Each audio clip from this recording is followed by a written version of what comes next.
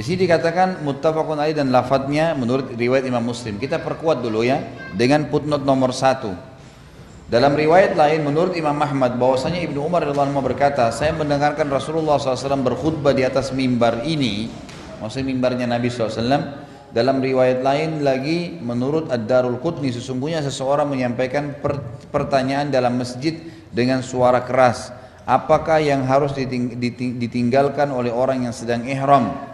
Diriwayatkan oleh Ibnu Abbas, ia berkata, saya mendengarkan Rasulullah SAW berkhutbah di Arafah, barang siapa yang tidak mendapatkan kain hendaklah ia memakai celana, dan barang siapa yang tidak mendapatkan sandal hendaklah ia mengenakan khuf. Atau khuf ini bukan sepatu ya, ini ada terjemahan di sini tulis sepatu. Khuf itu kaos kaki tapi dari kulit. Zaman dulu dipakai untuk musim dingin. Biasanya di negara-negara yang dingin, termasuk Madinah itu sangat dingin. Maka ada kaos kaki tapi dari kulit ya. Itu dikatakan khuf. Juga di sini ulama menanggapi yang dikatakan barang siapa yang tidak mendapatkan kain hendaklah ia memakai celana, bukan memakai sebenarnya ya. Jadi di sini hendaklah dia ya mengubah celananya menjadi kain.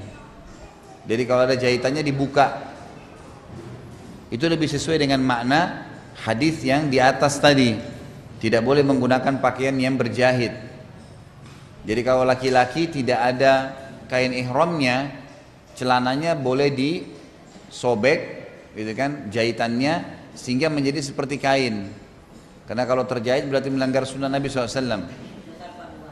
Enggak, ini kalau terjadi. Ini kan tidak terjadi, tapi ini yang terjadi pada saat itu. Ya.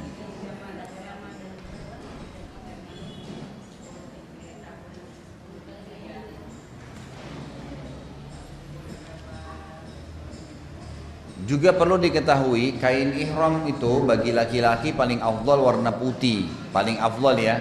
Tapi boleh warna lain selama memang dia dua lembar kain yang tidak terjahit. Kalau perempuan makin gelap makin baik, gitu kan.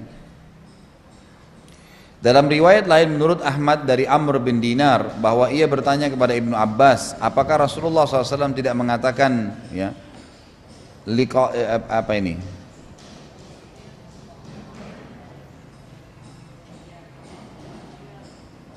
Dia tulis bahasa Indonesia soalnya. Liyataqahuma. Oh, liyataqahuma. Iya, liyataqahuma. Hendaklah ia memotong kedua sepatunya. Ibnu Abbas berkata, tidak, ya. Ini gabungan riwayat-riwayat semua ya. Al-Mujid bin Taimiyah berkata, hadis ini secara dasarnya menasakh hadis Ibnu Umar. Menasakh itu maksudnya menghapus ya. Hadis Ibnu Umar yang menyatakan agar sepatunya dipotong karena hadis Ibnu Abbas terjadi di Arafah pada saat dibutuhkan. Sedangkan hadis Ibnu Umar terjadi di Madinah sebagaimana telah dijelaskan di muka dalam riwayat Imam Ahmad dalam Daraqutni. Hadis ini menunjukkan bahwasanya sandal adalah alas kaki yang tidak menutup kedua mata kaki meskipun menutup punggung kaki dan tumitnya.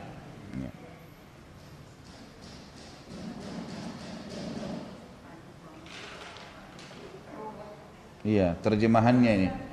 Permasalahannya tidak ada tulisan bahasa Arabnya sehingga saya bisa luruskan. Ini kan di footnote ya.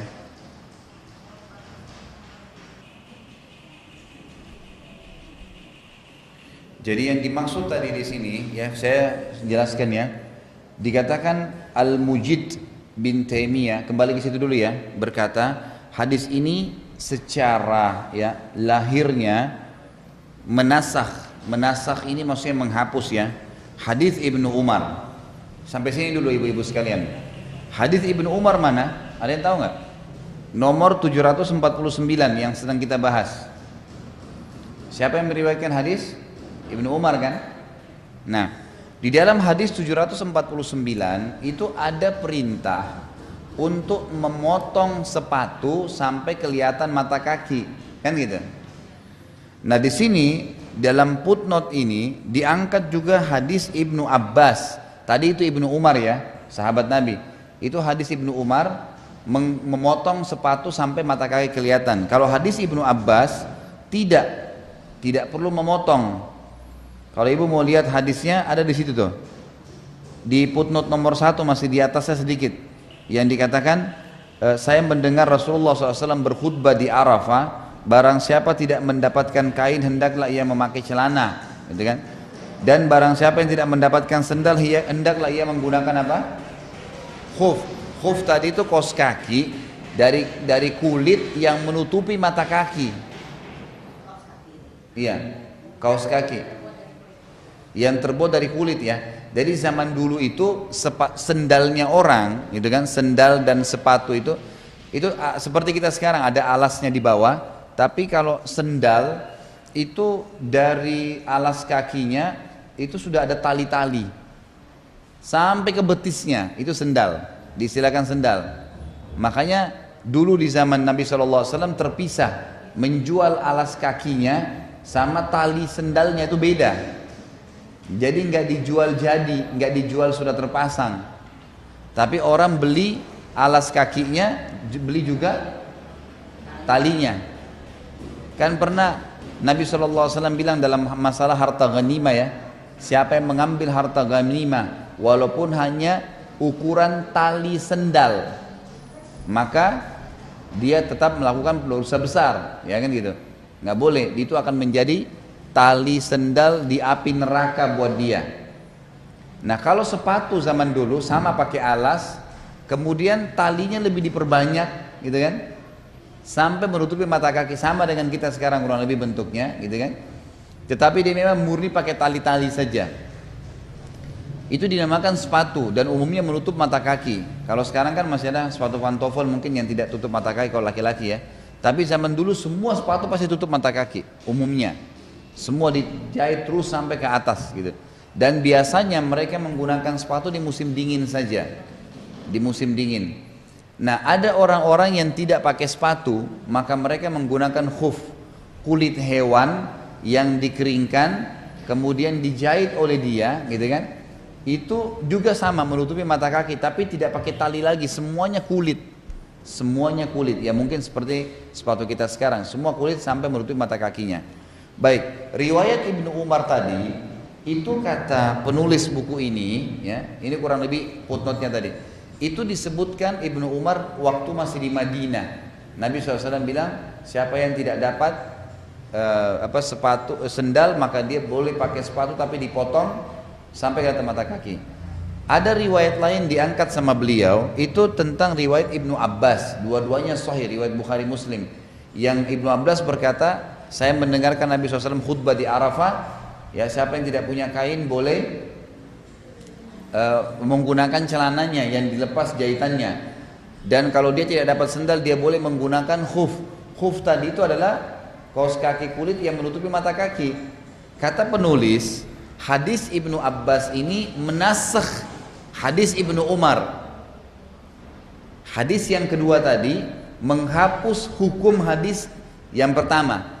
Tadi kan hadis pertama, sekali lagi tidak boleh pakai sendal yang sepatu yang menutupi mata kaki, harus dipotong. Itu hadis Ibnu Umar dan itu diucapkan oleh Nabi SAW di Madinah. Hadis Ibnu Abbas menjelaskan bolehnya pakai khuf. Khuf itu sama sepatu, kaos kaki dari kulit yang tutup mata kaki. Dan itu Ibnu Abbas dengarkan Nabi di Arafah. Berarti kata penulis, hadisnya Ibnu Abbas tentang bolehnya pakai khuf sampai mata kaki laki-laki tertutup itu menghapus hukum memotong sepatu di hadisnya Ibnu Umar. Faham ya maksudnya? Nah ini saya tadi panjang lebar menjelaskan ini karena beberapa paragraf terakhir bingung. Saya ulangi ya, sudah paham yang saya bilang tadi nih ya? Baik, sekarang coba saya ulangi, setelah itu pasti akan paham. Kita mulai dari awal, dari riwayat lain menurut maaf, di sini aja langsung Ibnu Abbas. Dalam riwayat lain di footnote nomor 1 baris nomor 2 ya. Saya mulai baca. Dalam riwayat lain menurut Ad-Darul Qutni, sesungguhnya seseorang menyampaikan pertanyaan dalam masjid dengan suara keras.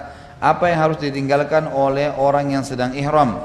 Diriwayatkan Ibnu Abbas, ia berkata, ya ini mulai Ibnu Abbas ya, saya mendengar Rasulullah SAW berkhutbah di Arafah. Garis bawahi kata-kata Arafah. Ibnu Umar dikatakan oleh penulis itu mendengarkan hadisnya di Madinah. Berarti ini lebih realita lapangan, kena lagi haji. Kalau yang tadi Ibnu Umar bukan lagi haji, Ibnu Abbas lagi di Arafah, lagi musim haji. Barang siapa tidak mendapatkan kain, hendaklah ia memakai celana. Dan barang siapa tidak mendapatkan sandal, hendaklah ia menggunakan khuf tadi, kaos kaki yang menyerupai sepatu. Baik. Dalam riwayat lain beliau mengatakan menurut Ahmad dari Amr bin Dinar bahwasanya bertanya kepada Ibnu Abbas, apakah Rasulullah SAW tidak mengatakan liyaqta'huma? Ini bahasanya liyaqta'huma. Qata'a itu memotong. Dia memotong keduanya. Maka Ibnu Abbas berkata, tidak. Nabi nggak pernah bilang di Arafah suruh potong, gitu kan? Al-Mujid ini mestinya sudah harus pindah paragraf nih. Al-Mujid ini harus pindah ke bawah supaya kesannya nggak tercampur, ya? Iya, tetap tidak. Kalau dalam secara penulisan harusnya ada di bawah. Karena kalau begini, ya ini baru. Karena kalau tidak nanti membingungkan. Jadi Al-Mujid ini menerangkan sekarang. Al-Mujid bin Taimiyah berkata, hadis ini, hadis yang mana? Ibnu Abbas. Secara lahirnya menasakh, menghapus hadis Ibnu Umar yang nomor 749 yang menyatakan agar sepatu dipotong karena hadis Ibnu Abbas terjadi di mana? Di Arafah, kan gitu. Pada saat dibutuhkan, justru pada saat itu butuh hukum tuh. Makanya lebih didahulukan hadis Ibnu Abbas. Artinya kalau sampai pun tidak ada sendal, dia pakai sepatu nggak apa-apa. Gitu loh. Iya. Sedangkan hadis Ibnu Umar terjadi di Madinah. Sebagaimana telah dijelaskan di muka, maksudnya tadi sebelumnya dalam riwayat Ahmad dari Darul Qutni, ya, paragraf kedua, baris kedua di footnote nomor 1 ini. Hadis ini menunjukkan bahwasanya sandal adalah alas kaki yang tidak menutupi mata kaki, meskipun menutupi punggung kaki dan tumit. Ini definisi tentang sandal. Ini juga harus alinea baru nih, paragraf baru sebenarnya, penjelasan tentang definisi sandal yang dimaksudkan. Baik, 750 an Aisyah radhiyallahu anha, ya,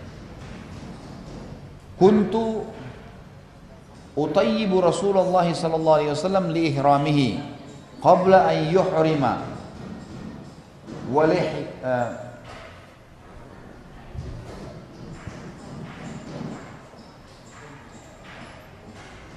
walihillihi qabla an yatufa bil bait, muttafaqun alaih. Aisyah berkata, aku pernah memberikan wangi-wangian Rasulullah SAW untuk ihramnya sebelum berihram dan untuk tahallulnya sebelum melakukan tawaf di Ka'bah. Hadis ini menjelaskan kepada kita bahwasanya terjemahan lebih tepatnya begini.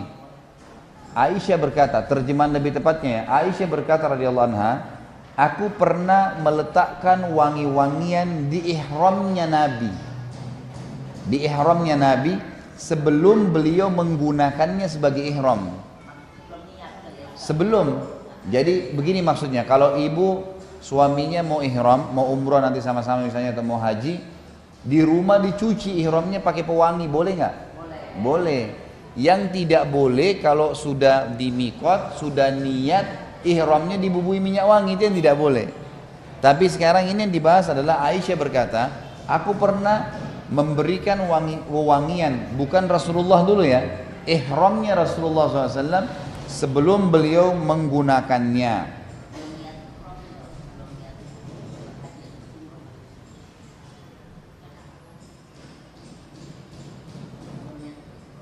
Ya, ya. Kemudian dan dikatakan juga untuk hil, itu hil sebenarnya sama ihramnya juga, gitu kan? Tapi ini ceritanya adalah pada saat di Mekah, ya, sebelum melakukan tawaf di Ka'bah. Sebagian ulama hadis mengatakan yang dimaksud dengan dan juga untuk tahallulnya sebelum melakukan tawaf di Ka'bah, ini yang dimaksud adalah Aisyah memberikan sesuatu, gitu kan, yang digunakan untuk tahallul Nabi Shallallahu Alaihi Wasallam. Jadi terpisah antara menggunakan tadi wangi-wangian untuk ihram dan Aisyah memberikan sesuatu untuk tahallulnya. Ya bisa saya di sini maknanya adalah gunting atau sesuatu yang digunakan untuk mencukur rambut. Jadi bukan berarti di sini Nabi SAW diberikan wangi-wangian juga oleh Aisyah pada saat mau tawaf. Itu bertolak belakang dengan hadis yang lain. Tapi di sini yang dimaksud adalah terpisah. Jadi aku pernah memberikan wangian ke ihram Nabi SAW sebelum dipakai, dan aku pernah memberikan sesuatu kepada Nabi SAW, ya, itu sebelum beliau tawaf. Kemudian hadis 751 an Utsman bin Affan radhiyallahu anhu anna Rasulullah sallallahu alaihi wasallam qala la yunkihul muhrim la yankihul muhrim wala yunkih wala yakhtub, rawahu Muslim. Ini diantara hal-hal yang dilarang ya untuk orang yang sudah ihram dan sudah niat menggunakan ihram dan sudah niat di miqat. Kalau belum niat masih belum masuk. Utsman bin Affan berkata radhiyallahu anhu bahwasanya Rasulullah SAW bersabda, orang yang sedang berihram tidak diperbolehkan menikah atau menikahkan, juga tidak boleh melamar. Jadi misal ada orang yang mau nikah, kemudian dia yang datang mengakad nikahkan orang itu, nggak boleh kalau lagi pakai baju ihram, sudah niat. Dia juga tidak boleh nikah, tidak boleh juga melamar, dan tidak boleh dilamar. Misal ada, saya kasih contoh tuh hari kan, ada misalnya di antara ibu-ibu lihat ada seorang laki-laki yang baik, kemudian ibu pikir ini baik buat anak perempuannya, ibu bilang nanti kamu nikah sama anak saya ya, itu nggak boleh, lagi ihram ya, nggak boleh. Itu sama, itu kan melamar nggak boleh.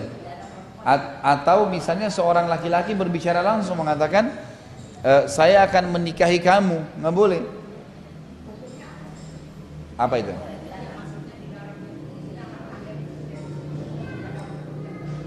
Ada konsekuensi. Konsekuensinya dia di sini dia taubat saja, taubat nasuha. Ya, jadi ada beberapa hal yang kalau misalnya dia lakukan bisa membatalkan haji dan umrohnya itu, seperti misalnya dia berhubungan biologis suami istri itu batal. Tapi kalau dia mengucapkan kalimat syahwat atau dia melamar atau dia menikahkan, maka itu lebih umumnya ulama mengatakan dia bertaubat kepada Allah SWT. Jadi tidak ada kafarahnya, nggak ada dendahnya. Intinya ini larangan ya. Tapi kalau sudah selesai umrah, sudah selesai haji, sudah buka ihram itu lain, sudah boleh berlaku. 752 bunyinya wa an Abi Qatadah al-Ansari radhiyallahu anhu fi qissati saydihi al-himar al-wahshi wa huwa ghairu muhrim qala Rasulullah SAW li ashabihi wa kanu muhrimin hal minkum ahadun amarahu aw asyara ilaihi bi syai' qalu la qala faqulu ma baqiya min lahmihi muttafaqun alaih. Di antara hal yang dilarang orang yang sedang ihram, nggak boleh berburu hewan. Mungkin ini tidak berlaku sekarang, tapi di zaman Nabi berlaku tuh.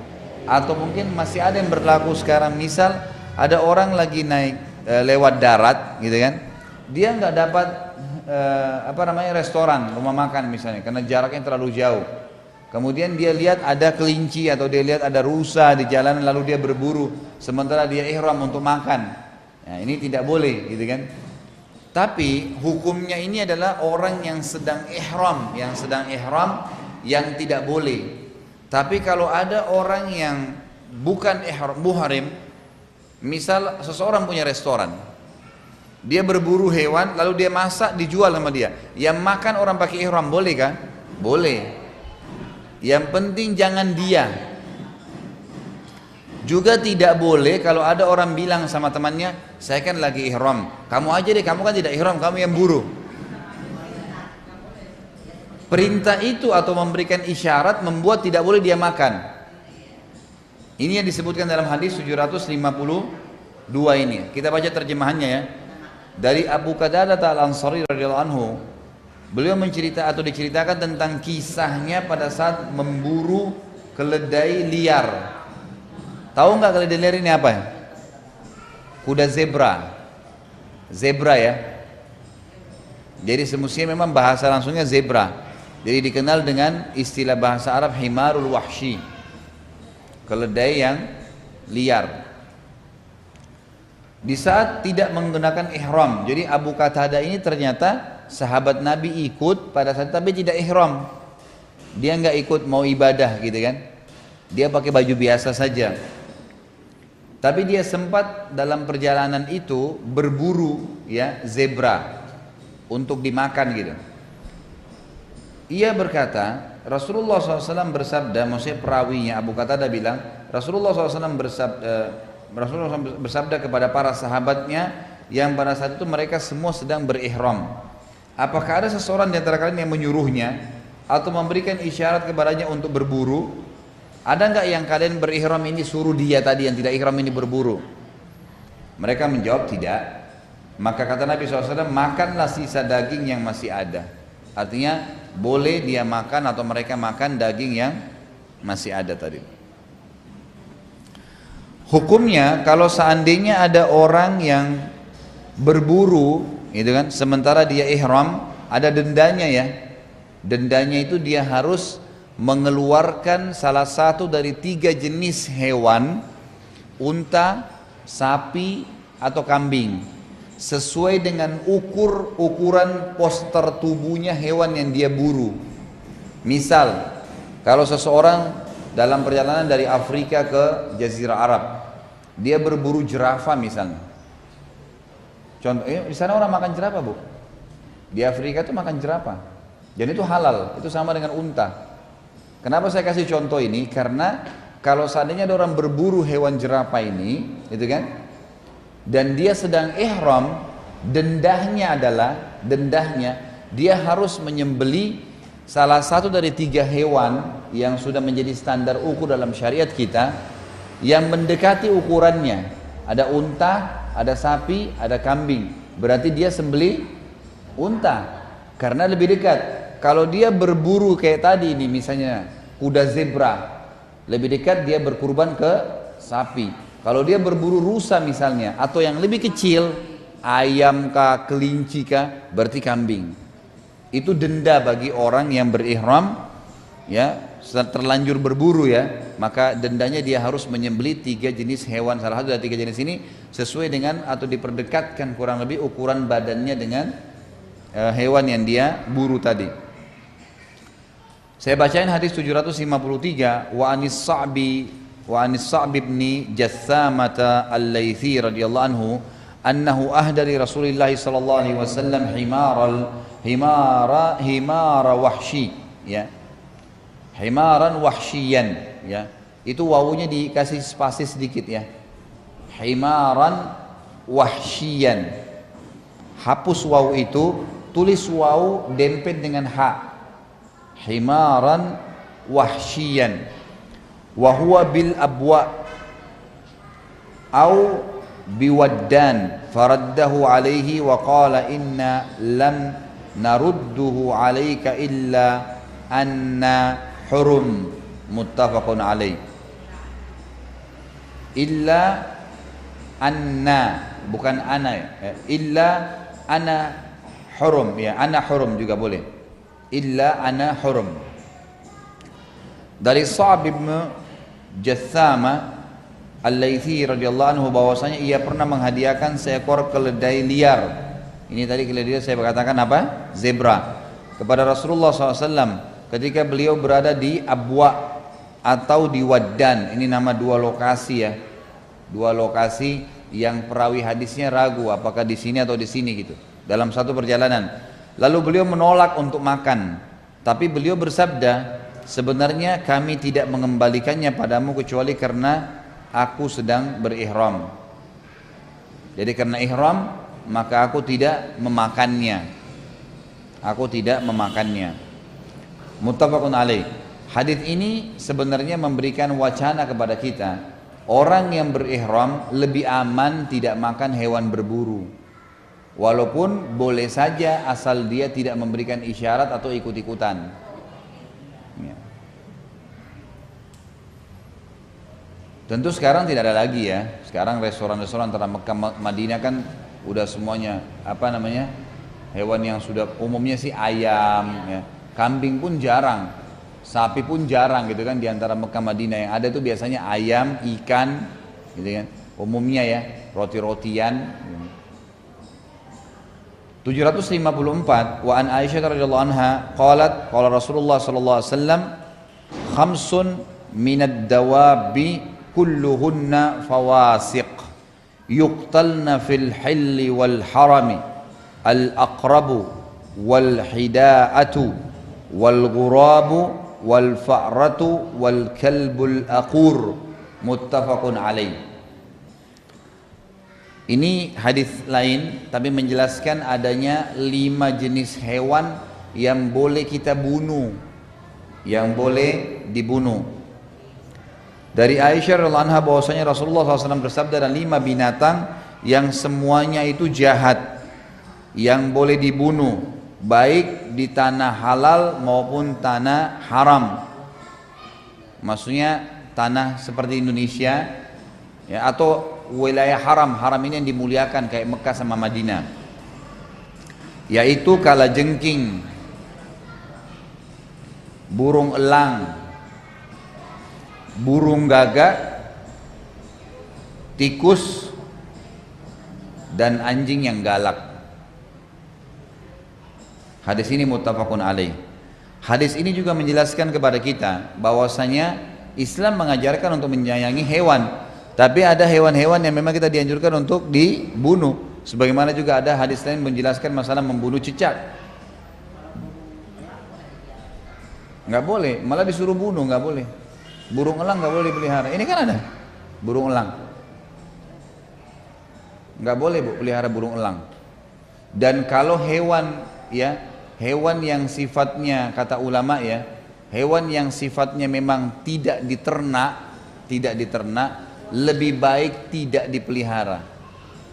Hewan yang tidak diternak ya, tidak diternak maksudnya kayak diternak itu kan kayak sapi, kambing, memang untuk kebutuhan manusia dijual, diambil susunya. Tapi kalau kayak burung itu nggak perlu, karena kita sebenarnya walaupun memberikan makanan yang banyak buat dia itu menyiksa umumnya ya, maka lebih baik dibiarin, jadi dibebasin saja. Jadi kalau ada yang hobi dengan hewan pun ya tidak harus terlampiaskan dengan hal-hal yang seperti ini ya, kecuali kalau hewan-hewan ternak, ini pendapat ulama ya. Tapi kalau binatang yang dianjurkan untuk dibunuh itu jelas tidak boleh dipelihara. Ini tadi kalajengking, burung elang, burung gagak, tikus, dan anjing galak ya. Kalau apa? Diterbangin. Jangan. Enggak, kalaupun misalnya mau dilakukan sunnah Nabi untuk dibunuh, ya itu dibunuh, dianjurkan untuk dibunuh memang. Ya, karena memang umumnya hewan-hewan ini umumnya itu membahayakan, Kalau ini biasanya bahaya untuk manusia dan bahaya untuk hewan-hewan yang lain gitu. Tapi di sini pun kalau membunuh tidak boleh membunuh dengan yang sadis ya. Kita dibolehkan membunuh, kata Nabi SAW, kalau kalian membunuh dengan cara yang baik. Kayak misalnya ini ada tikus misalnya. Bagaimana cara bunuh tikus ya? Cukup diketuk misalnya mati udah. Gak perlu disiram air panas misalnya. Karena pernah ada terjadi tuh di kurungan tikusnya ditangkap, kemudian disiram air panas karena dia jengkel gitu kan, atau mau membunuhnya, nggak bisa, nggak perlu. Jadi tikus itu cukup diketuk kepalanya, biasanya sudah mati tuh, cukup. Sama dengan hewan-hewan ini dengan cara-cara yang terbaik lah. Mungkin tadi ada tembakan, mungkin ada dengan cara, yang penting jangan menyiksa. Sama dengan kasus kisos, membunuh orang yang berbuat kejahatan gitu kan. Itu kan memang tujuannya adalah mematikan saja dia. Sebab dengan matinya dia kejahatannya hilang. Jadi bukan tujuannya menyiksa. Baik, mohon maaf saya kejar hadis ya. kita masih ada 5 hadis supaya sebelum kita libur ini nanti tinggal masuk ke bab cara haji dan memasuki Mekah ya.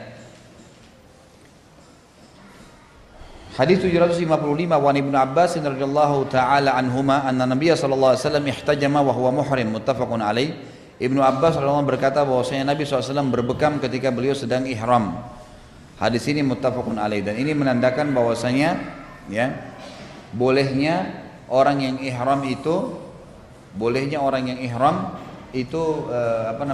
bekam. Bolehnya orang yang ihram bekam. Juga diambil daripada hadis 755 kalau orang keluar darah karena luka itu tidak batal ihramnya. Karena memang bekam itu mengeluarkan darah kan sama dengan orang la qadarullah kecelakaan kah, gitu kan? Itu semua tidak membatalkan ihramnya.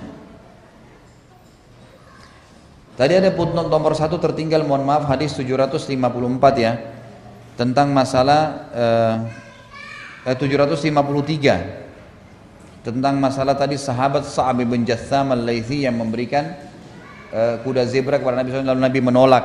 Ada kan tadi disebutkan 2 wilayah ya, ada Abwa dan ada Waddan ya.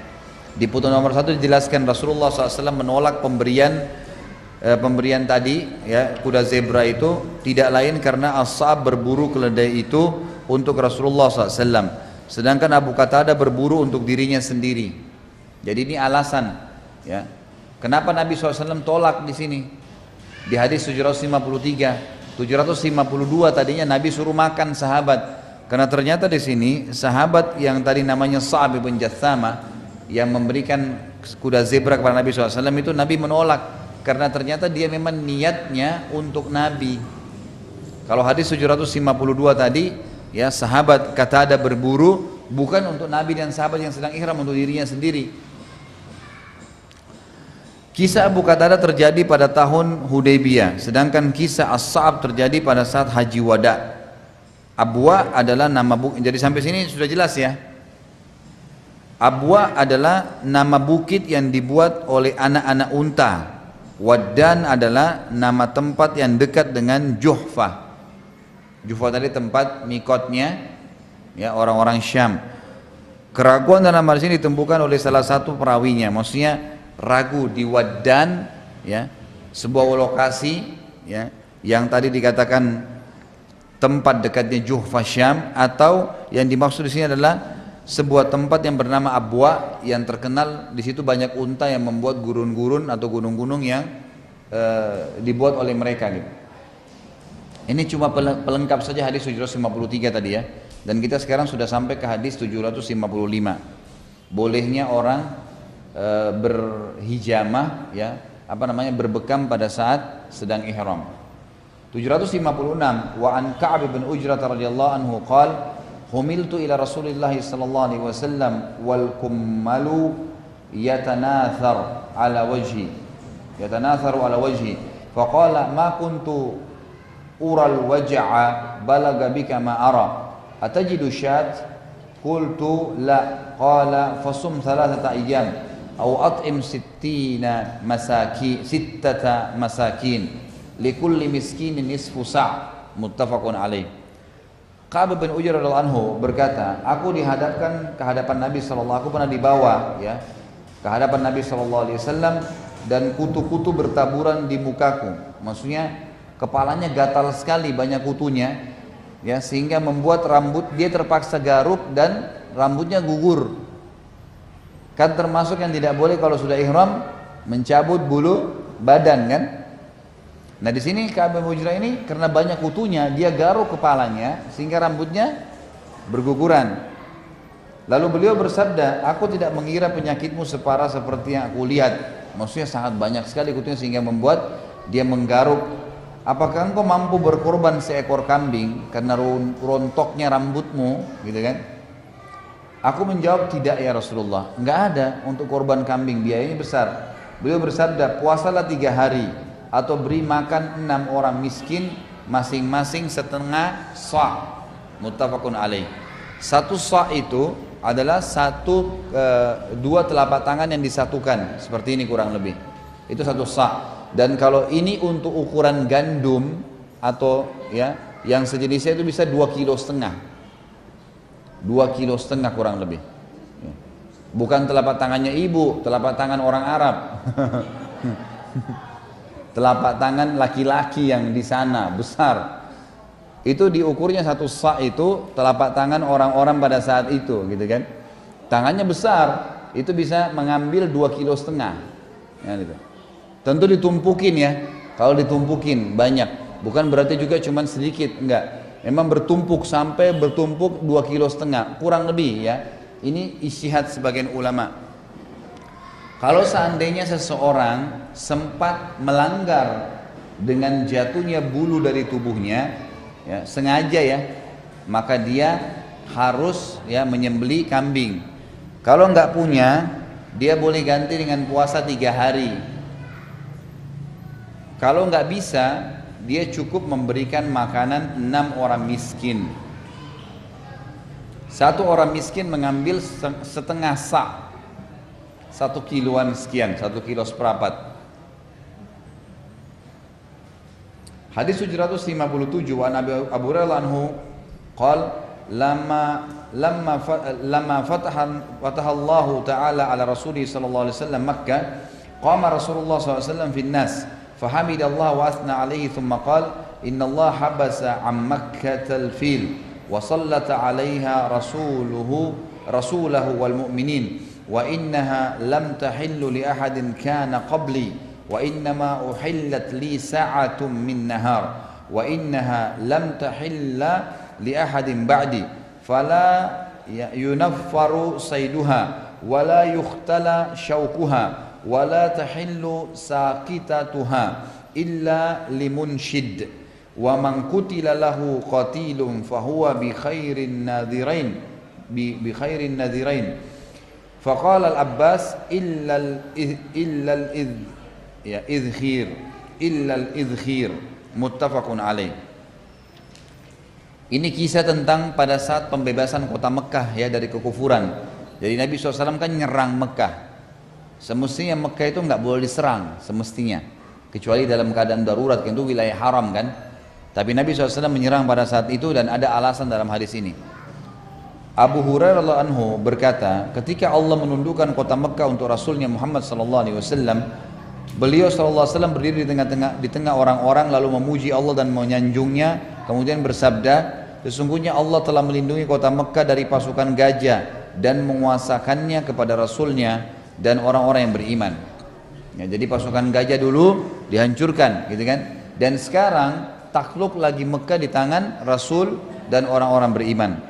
Dan sungguhnya kota ini tidak halal bagi seseorang pun sebelumku. Maksudnya tidak halal untuk diserang.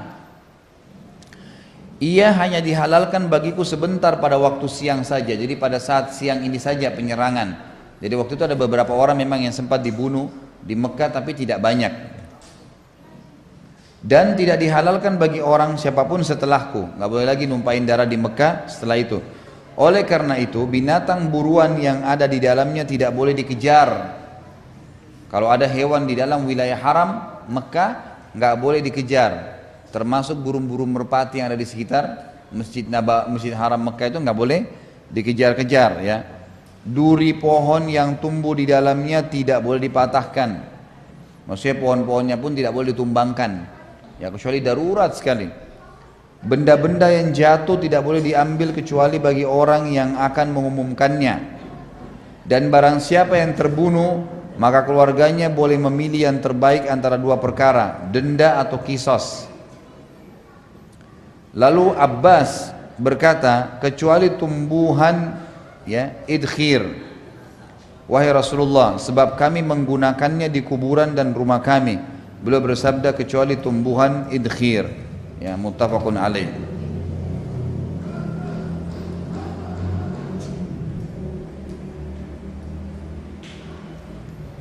Idkhir ini salah satu jenis tumbuhan yang zaman dulu dipakai.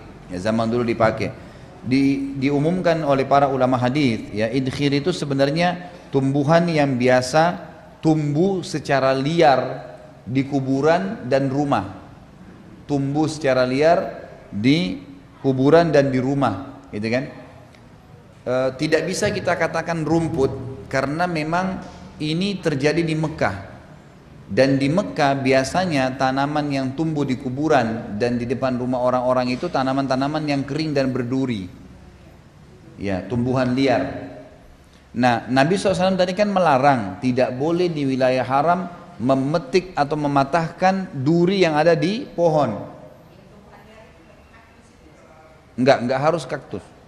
Enggak harus. Jadi pokoknya ini ada tumbuhan pada saat itu bernama idkhir ini, di zaman itu tumbuh di depan rumah masyarakat Mekah umumnya dan di kuburan.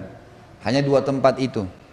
Kan tadi Nabi SAW bilang tidak boleh dicabut pohonnya. Wilayah haram nggak boleh cabut pohonnya, nggak boleh bunuh hewannya, gitu kan?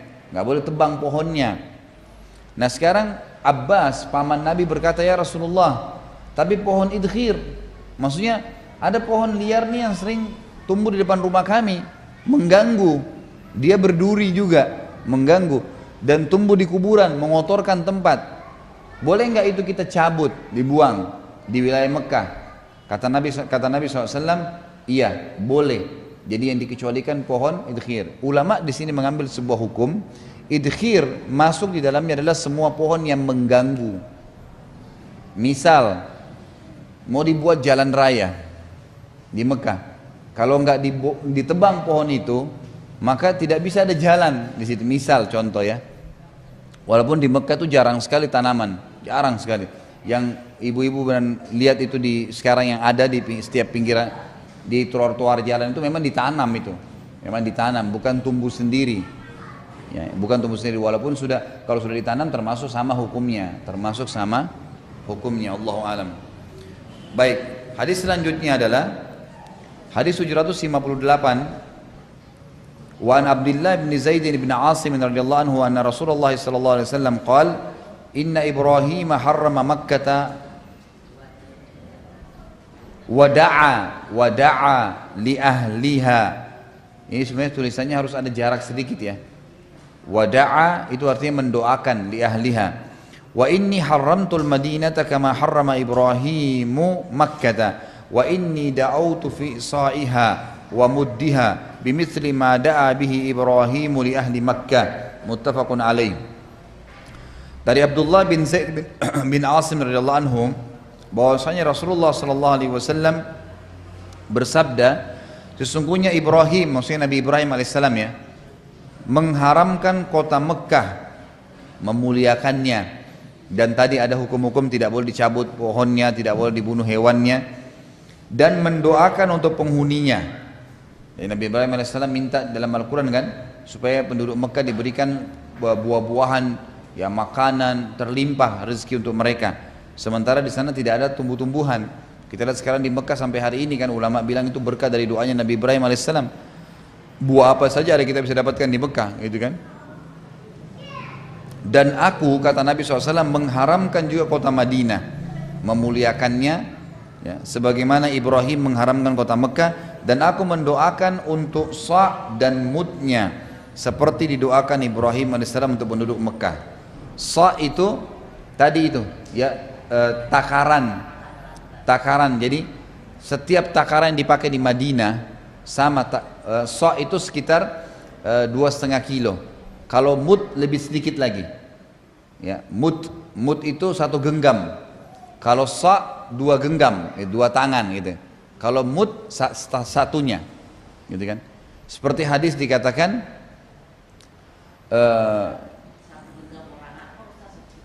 telapak tangan laki-laki umumnya ulama bilang. Karena perempuan biasanya telapak tangan lebih kecil. Telapak tangan laki-laki umumnya. Yang jelas 1 sa' gitu kan. Dan 1 mud. Kalau 1 sa' itu 2 telapak tangan. Kurang lebih tadi saya bilang 2,5 kilo. Iya.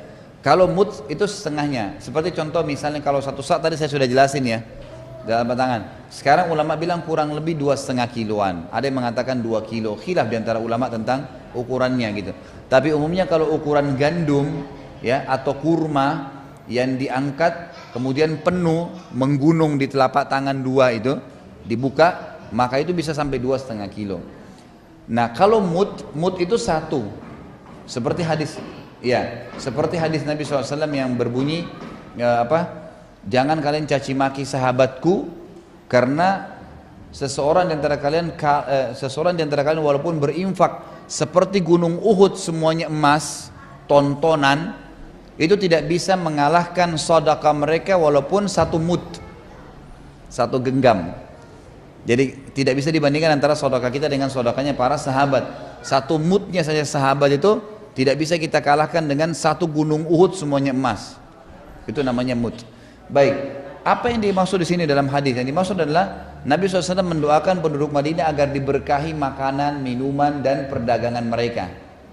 Sehingga Madinah jadi subur seperti keadaan yang kita tahu sekarang. Semua juga ada di kota Madinah. Ini yang dimaksud. Kemudian hadis yang terakhir dalam bab ini adalah 759. Wan Ali bin Abi Thalib radhiyallahu anhu qala Rasulullah sallallahu alaihi wasallam al-Madinatu haramun ma baina 'irin ila thur. Rawahu Muslim. Kota Madinah itu, dari Ali radhiyallahu anhu beliau berkata bahwasanya Rasulullah bersabda, sesungguhnya kota Madinah itu tanah haram. Tanah haram, ya. Haram artinya dimuliakan tadi, ya. Antara gunung Ir dan gunung Thur. Gunung itu Ir dan Thur. Kita lihat footnote-nya hadis ini sahih riwayat Imam Muslim. At-Turbusi, ya, menyatakan dalam kitab Al-Masabih dalam riwayat redaksinya, ya, ma baina Ir ila kaza, ya, antara Ir sampai ke sini gitu. Hadisnya ada bunyi begitu. Mus'ab. Jadi maksudnya ada riwayat lain. At-Turbusi meriwayatkan dalam kitab Al-Masabih bahwasanya redaksi hadisnya itu bukan antara gunung Ir ke Thaur, tapi Nabi cuma bilang gunung Ir sampai ke sini. Nabi tunjuk pada saat itu. Tentu hadis yang sedang kita bahas 759 lebih terinci, ya. Bukit ini ke bukit ini gitu. Mus'ab ibn Zubair, tadi sudah titik, ya. Lain lagi bahasan sekarang. Mus'ab ibn Umair berkata, di Madinah tidak dikenal Ir dan Thaur. Sebagian ahli ilmu, ya, ahli ilmu memilih untuk menakwilkannya bahwasanya dari kota Madinah diharamkan seluas antara Ir dan Thaur di Mekah. Ir. Tulisannya itu Ain Ya Ra. Ada yang mengatakan Ir, ada yang mengatakan Air. Tapi yang umumnya sih dikatakan, yang saya tahu, ya, itu Ir. Ada pendapat Mus'ab bin Zubair berkata, ini salah satu ulama tabi'in, beliau mengatakan di Madinah nggak dikenal ada Ir dan Thaur, tidak ada gunung nama ini. Beliau bilang tidak ada gunung nama ini, tapi ada gunung, ya, yang dikenal di Mekah itu namanya, ya, Thur. Maka kemungkinan yang dimaksud adalah wilayah Madinah itu haram dari Madinah sampai Mekah. Semuanya haram. Seluruh perjalanan itu 400 kilo lebih, Mekah Madinah itu sama. Ini pendapat, ya. Mus'ab juga berkata, di Mekah ada bukit yang diberi nama Iru Adl. Thaur disebut pula dengan Al-Mahal. Jadi sampai sini titik, ya. Di Mekah ada bukit yang diberi nama Ir. Ya. Ini saran saya saja, ya. Ibu-ibu kalau ada yang mau beli buku ini, beli cetakan lain. Ya, beli cetakan lain nanti. Ada cetakan lain, kalau tidak salah ada terbitan ini, ada terbitan Darul Haq. Darul Haq. Ini kebab terjemahannya terlalu, ya, terlalu letterlet, dan memang di sini juga permasalahannya di footnote seperti ini, titik itu mesti pindah paragraf. Kecuali masih nyambung, ini beda maknanya. Jadi harus satu-satu nih. Di sini dikatakan Thaur, ya. Tadi sudah dibilang, ya, di Mekah ada bukit yang bernama Irul Adl. Titik, ya. Kemudian dijelaskan lagi Thaur disebut pula dengan Al-Mahal. Nah, Al-Mahal ini ditulis dalam bahasa Arab sama dia di sini, tapi di Indonesia kan tidak diterjemahkan apa gitu. Thaur, ya, di sini dikatakan titik, ya. Lain lagi, pindah lagi informasi lain nih. Thaur bin Abdi Manaf bin, ya, Ad bin Tabikha pernah menetap di sana, dan bukit itu masyhur karenanya, sehingga bukit itu dinamai dengan nama Thaur. Boleh jadi yang dimaksud dengan kedua kata tersebut adalah dua tempat yang panas. Salah satunya menyerupai Ir karena padanya terdapat bukit dan tempatnya tinggi, sedang tempat lainnya merupai saur. Saur karena tidak dapat diserupakan dengan binatang saur atau harimau. Ya. Iya. Dan boleh jadi yang dimaksud adalah keduanya kata tersebut adalah dua jalan yang berada antara dua bukit, ya, dua buah bukit. Kedua kemungkinan ini kami kemukakan tidak ada lain karena di Madinah tidak terdapat dua bukit yang dikenal dengan kedua nama tersebut. Jadi di sini lebih jauh pendapat ulama mengatakan yang dimaksud dengan saur, ya, air dan saur itu kemungkinan ya dari Madinah sampai ke Mekah. Dengan alasan yang diringkaskan adalah di Madinah nggak ada nama dua gunung ini, di Mekah malah ada, di Mekah malah ada. Sementara Nabi bilang Madinah itu wilayah haram antara Thaur dan Ir, gitu kan? Jadi pendapat pertama mengatakan berarti dari Madinah sampai Mekah semuanya haram, dan ini berarti kita harus lebih hati-hati. Kemudian pendapat kedua mengatakan yang dimaksud kemungkinan besar Nabi cuma mau memberikan isyarat, artinya antara bukit-bukit Madinah ini ya, yang panas diantaranya itu berarti ya apa namanya tempat haram, tempat haram. Tentu ulama sekarang yang saya tahu ya, mungkin diambil daripada selain buku Bulughul Maram ini, ada ulama sekarang memang atau ulama di Saudi sudah sepakat wilayah haram itu dibatasin memang. Kayak di Mekah itu kan ada wilayah haram, wilayah haram. Di Madinah juga begitu tuh, ada wilayah haram, batas wilayah haram. Lewat dari itu sudah dianggap wilayah haram. Tentu ada alasan kenapa dibuatkan ya seperti gapura ditulis wilayah haram. Kalau pendapat seperti tadi yang disampaikan antara Mekah sama Madinah kan terlalu jauh, gitu kan, terlalu jauh. Nah, kurang lebih begitu. Allahu a'lam. Ini yang kita bisa sampaikan. Mudah-mudahan apa yang kita sampaikan bermanfaat, dan sekali lagi bagi ibu-ibu yang baru datang saya ingatkan kembali kalau ada yang mau partisipasi di pembuka puasaan yang kita akan bagikan kurma di masjid-masjid, silakan bisa tinggal transfer uang nantinya atau komunikasi dengan saya setelah taklim ini, bisa membawa kurmanya atau malah kami yang bagikan. Allahu a'lam. Mungkin sampai sini, dan insya Allah kita ketemu nanti berarti habis lebaran ya Bu Yul ya. Baik, kalau memang selama taklim kita ini ada sesuatu yang keliru dari saya mohon dimaafkan, atau mungkin kadang-kadang ada keterlambatan yang memang tidak disengaja gitu kan, ataupun ada kesalahan yang disengaja, maka insya Allah kita saling memaafkan. Ini bukan karena momen datangnya Ramadan ya, saling memaafkan, karena tidak ada perintah untuk itu, tapi karena kita akan memberhentikan taklim sementara gitu kan. Jadi kalau selama ini sampai bab yang kita bahas ini ada hal-hal yang keliru, maka mohon dimaafkan, dan insya Allah kita bisa saling memaafkan tentunya. Dan juga semoga saya berdoa kepada Allah kita termasuk orang-orang yang beruntung di Ramadan ini, bisa Allah berikan taufiknya untuk puasa ya, beribadah, dan saya sarankan untuk memaksimalkan waktunya beribadah, karena nggak ada jaminan Ramadan akan datang kita masih hidup. Walaupun kita berdoa agar Allah mengulangi Ramadan terus berulang kali ke depan sana agar kita bisa menikmatinya. Mungkin begitu ibu-ibu sekalian, kalau benar dari Allah, kalau ada salah dari saya mohon dimaafkan. Subhanakallahumma bihamdika asyhadu an la ilaha illa anta astaghfiruka wa atubu ilaik. Wassalamualaikum warahmatullahi wabarakatuh.